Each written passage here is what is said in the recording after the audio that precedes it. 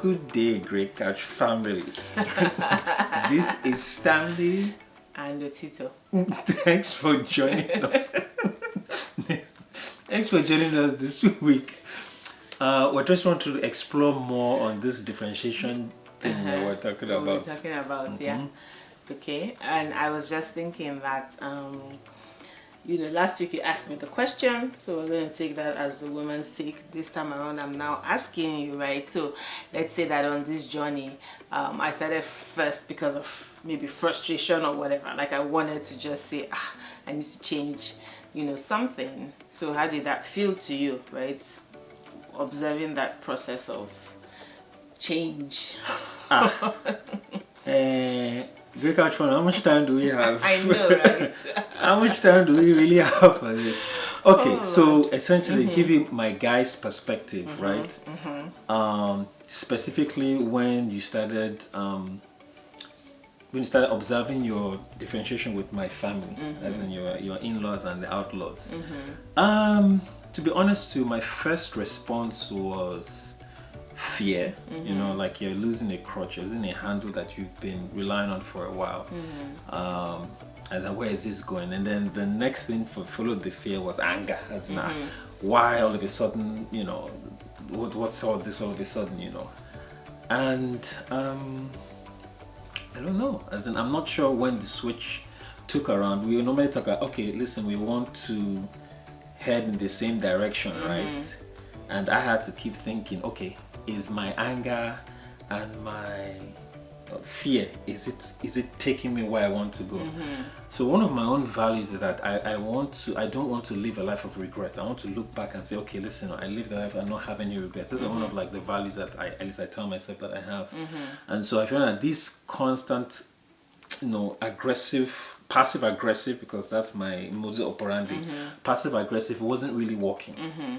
And I'm like, okay, and I was starting to live that life of regret. And okay, let me look into this and see, what do I want to see, and how can I know it sounds like a cliche, be the change that I want to see. What's that they say that what you appreciate. So I'm like, okay, yeah. So I'm like, okay, what do I see in this particular action that I appreciate now? I saw that you're actually getting less gray hair than me.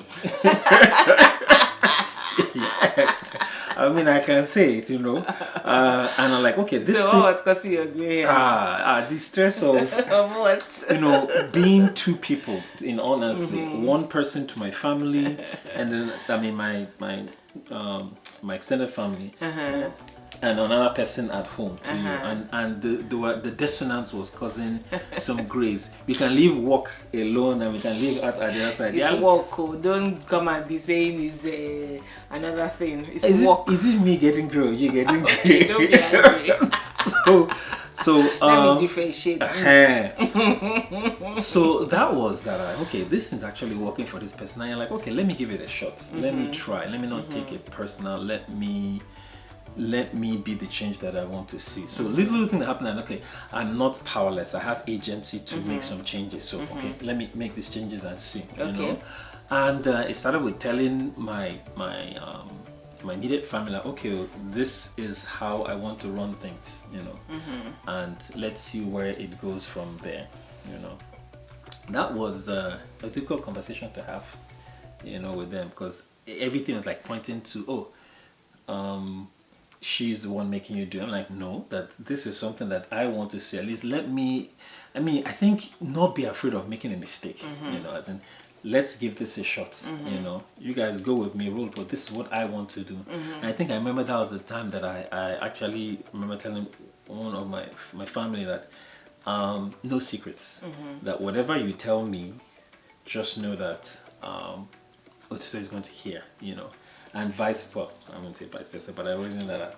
Whatever you tell me, and at first that caused some friction. And, family should have this, and blah blah. I'm like, yeah. But if she's good enough to tell me, then she's good enough to hear that what's going on. So that I guess that led to not having any secrets, and I guess it showed them how important you were to me, and it also gave me like a new list that, oh really, this thing actually works if you tell people that this is what I want to see. But I guess the first work comes in, what do you really, what did I really, really want? You know, and when I could answer that question, I want to be able to come home and be happy. I don't want any tension in my household. You know, you already have enough tension at work and out there. You want to be able to come back to your safe haven and put your feet up. You know, not walking on eggshells. So these are things that I wanted to see. And I was like, okay, what are the steps that I can take to go there? Okay, so but someone might say, well, isn't that still influence, right? Indirect. You're watching somebody, you are seeing the way that they're living their life, and you're seeing some kind of what you consider benefits, or what you might say, oh wow, this person is benefiting from this thing, right? Like I can see something, and so I want to explore that. Wouldn't that someone call that influence? Like you still allow the partner to influence you? So all of life is influence, isn't it? True. I mean, one way or another, you're being influenced by some form, some shape, one way or another. Yeah. So whether we like it or not. But at least with this influence, you've seen the end result, and at least you feel like, okay, this is something that I'd like to have. You know, I mean, society influences one way or another. You know, you're not whole until you get married. When you get married, you're not whole until you have kids. When you have kids, you're not kids until you have your kids are in college, or you know, there's always something. There's always something, you know. So I feel that it is influence, but I want to call it good influence. Okay. You know, I want to call it positive influence. And it wasn't like manipulative or covert. True. Or you know what I mean, right? Like True. It wasn't like the person said you have to change, or there was no ultimatum being put there. Yeah. Yeah. Okay.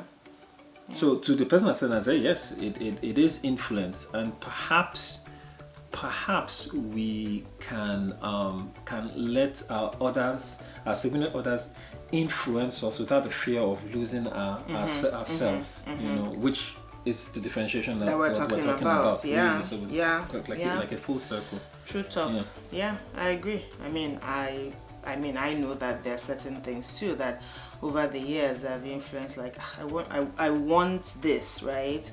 And not wanting from a covetous point of view, but just wow, you know, I do think that this would make my life better, right? In terms of freer, less hindered, right? So then I begin to practice some of those things. Yeah, I guess we're saying the truth here. So this thing of influence, I want to try and give an illustration. So the ideologies, the two have become one, right? But I often see that as two halves making a better one, as it were. You know, so one person influences another person in one area, but then you now influence the person in that area.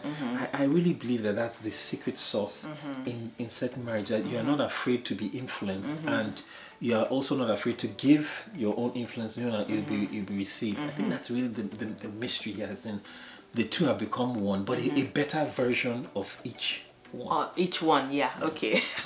I get it. At least I think I do. Yeah, okay. I mean, I guess thank you for giving your perspective, because that's something I think that generally happens, which is again the differentiation between individualism and differentiation, right? With individualism, I don't care what my actions bring about, right? I'm just going to be me. I don't care how it impacts other people. I don't think that's the point here, because you do realize that you're being differentiated is going to impact the other person because you're sharing the same space. So, you know, you want to be mindful of that, but then you're not also going to now regress and say, in order to make the person feel good, I'm going to leave something that I've found, right, is increasing my sense of you know, congruence with myself, right? Like I want to be less of a people pleaser, right? I want to not be that person, because I know it doesn't make me feel, on the inside you just feel like you know, a kind of tension. You're trying to reduce that tension, right? So that goes contrary to what I believe marriage was coming into it. I'm not even sure if I got this from my family, my folks, or my faith. I'm not sure which one. See what I did there with the 3 F's. But anyway, But yeah, I always thought that peaceful marriage meant a form of acquiescence, as in you shall surrender for the sake of peace. That's how you have a good marriage. Stay away from conflict. If you're fighting, if you're disagreeing, it's bad. These are the ideologies I had coming into marriage, and it made for lack of a better description, I guess a lackluster marriage, because at the first sight of conflict, you run away. At the first sight of conflict, you run away. And then finding out that conflict actually comes to make us better versions. It actually comes to mold us, into better versions of ourselves. So it just never gave an opportunity. This old mindset never gave an opportunity for growth. Okay. And growth is the key. Growing as an individual so that your marriage grows. So this area of growth, growth as an individual, so that you now go as a married couple. I think it even goes into sexual intimacy. Okay. Because you are differentiated enough to ask for what you want and or need without fear of rejection. Okay. Getting into the nitty-gritty here. I'm not going to go into the specifics of what I need, but just so that X-rated needs. Guys, this area of rejection, you guys are with me on this, right? Huge thing, because it drills a hole into our psyche and our ego like nothing else can. And it was from just this area of learning new stuff that I came up with the idea of, okay, let there not be a no in this area of intimacy. Rather than no, you give me a set time, so that I know that, okay, no is no longer no, but a wait until, or just an until, and that morning versus nights. And that helps. So it helps you. It helped me come up a little bit more and ask for my needs, and then your confidence in that area grows. So your confidence in other areas of the marriage also grows. Okay. So what was it that you were asking for, and how did you frame it? Like, what did I say yes? Did I say no? Like, what?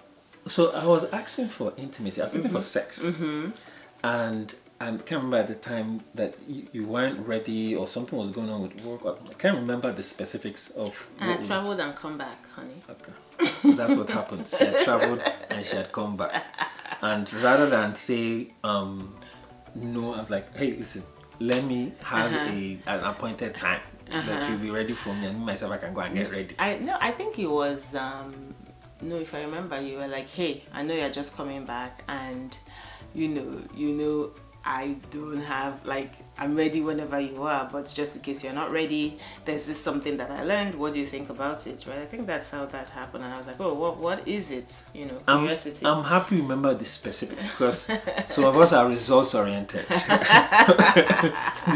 the results are working for me, so I have the history and I can keep up with the results. Okay. But yeah, there you have it.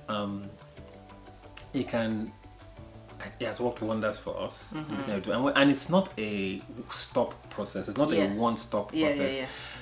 You grow in one area, you grow in another area, and then you come back to another area that you thought you had grown, and you grow some more. True. So it continues to. So what would that area be for? Do you think? Do you remember? So besides the sexual intimacy, the area of finances. Okay. So the confidence I had that, okay, this is not such a big monster. Let me go in and look into it. So yeah, that's I'm happy you have the history, but again, it has worked wonders for our sex life. And there are probably a lot of questions that I guess you might want to have about the more specifics, in differentiation in with sexual intimacy, and we'll get your questions, and I think next week we can do like a question and answer session. Ask us anything. AUA. Hopefully we don't regret it. You can see me raising my eyebrows. But anyway, so with that, we want to again just tie this up for this week because we're out of time, but open it up for questions for next, like a question section on this area of differentiation, because of course this is just the tip of the tip of the iceberg. It's a continuing process, right? Continuing. Sexual intimacy differentiation. And I mean, it's just that we now have a term for it, right? We were kind of doing this over time. We just didn't know what it was. It's just when you now read about differentiation between family systems and in marriage, you're now like, wow, okay, so this is what, you know, this is what has been happening, right, between us, that is making us have a more elevated relationship, right, overall. So that's all we have time for this week. Send those questions in, and don't forget to like, subscribe, and share. And from our family to yours, we'll see you guys next week. Bye for now.